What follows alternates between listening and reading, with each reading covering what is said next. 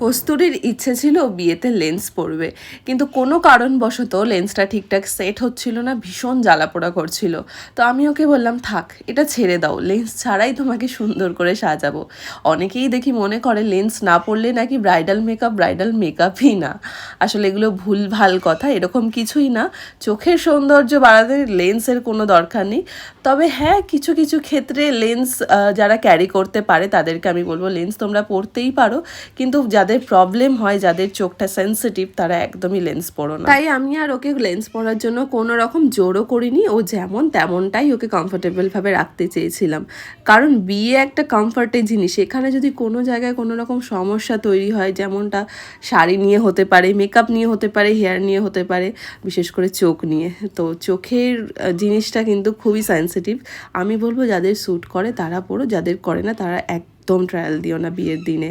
আর কস্তুরী আমার কাছে চেয়েছিল আমার একটা পুরনো ব্রাইড, যাকে কিনা আমি পাঁশকুড়াতেই সাজাতে এসেছিলাম, একদম ওর মতো একটা makeup, simple, subtle and elegant.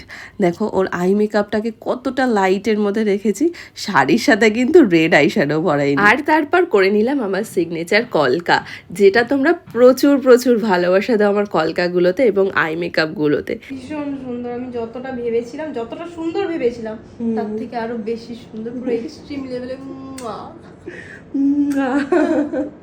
খুব সুন্দর, এই জন্য বলছিলাম একবারে দেখাও। হ্যাঁ একদম ম্যাজিক, একদম কি ভালো লাগছে এখানেও। Thank you. হ্যাঁ ঠিকই তাই, অনেকক্ষণ পর নিজেকে দেখার যে একটা আলাদা অন্যরকম এক্সপিরিয়েন্স, তার উপর বিয়ের মতো একটা সাজে, এটা বোধহয় প্রত্যেকটা মেয়ের জীবনেই একটা স্বপ্ন। আর সেই স্বপ্নটা পূরণ করার জন্য আমি কস্তুরীকে ঠিক ওর মনের মতো করে সাজিয়ে তুলেছিলাম। দেখো ওর চুলটা কত বড়, কত সুন্দর লাগছিল চুলটা ছেড়ে। অনেকেই বলো দেখি যে দিদি তোমার ব্রাইডকে খোলা চুলে বেশি সুন্দর লাগছিল।